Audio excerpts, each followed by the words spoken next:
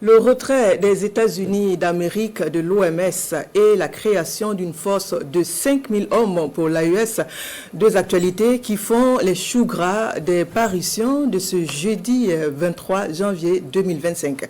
La lecture croisée des journaux de Addis Ndamba.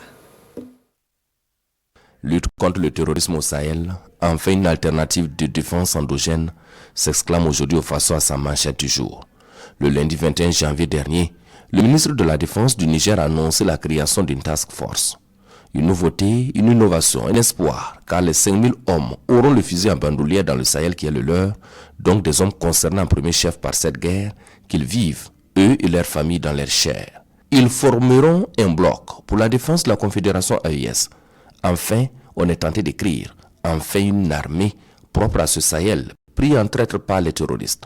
Il s'agit d'une armée AES, bien dotée en armement, en matériel et vecteurs aériens, en renseignement et surtout aguerri, qui pourra donc dans l'unité d'action combattre ces croquants djihadistes. Une aventure militaire qui rapproche plus l'ascendance de l'AES sur les terroristes pour l'avènement d'une paix pérenne dans cet espace de 2 750 300 km² et 70 millions d'âmes, commente l'éditorialiste. Savoir tirer les leçons du défunt G5 Sahel et écrire l'observateur Palga pour sa part. Le G5 Sahel, cette force conjointe qui n'a jamais pu mener véritablement à bien sa mission à cause d'une absence de volonté politique, mais aussi et peut-être surtout au nerf de la guerre, puisque cette initiative était portée à bout de bras par le partenaire au développement dont la France et l'Union européenne. Il revient alors à l'embryon en gestation de cette armée de l'AES de tirer les leçons de cette malheureuse expérience, de trouver les parades nécessaires pour que les objectifs qui lui sont dévolus soient atteints. On imagine que les concepteurs de la future armée de l'AES ont sans doute dû réfléchir à toutes ces questions pour que l'espoir qui sera placé en elle ne soit pas déçu. Pourvu donc que l'intendance suive pour emprunter au jargon militaire et écrire le doyen des quotidiens burkinabés. Pendant ce temps, le journal Le Pays lui analyse le retrait des États-Unis d'Amérique de l'Organisation mondiale de la santé. À propos, la rédaction de ce canard voit en cette décision une occasion pour l'Afrique de s'assumer. L'un des décrets qui aura fait le plus de bruit, c'est assurément celui visant le retrait des États-Unis de l'OMS, cet organisme de l'ONU dont il est pourtant l'un des membres fondateurs.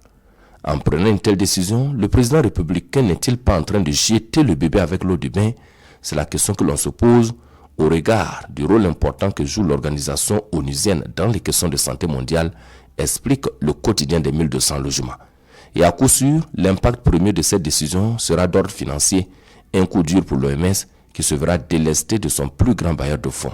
Et s'il y a un continent où la décision américaine pourrait faire très mal, c'est bien l'Afrique, où bien de pays ont des systèmes de santé très fragiles, écrit l'éditorialiste qui estime que l'Afrique ne doit pas pourtant s'apitoyer sur son sort, elle doit plutôt voir une belle occasion de s'assumer pleinement.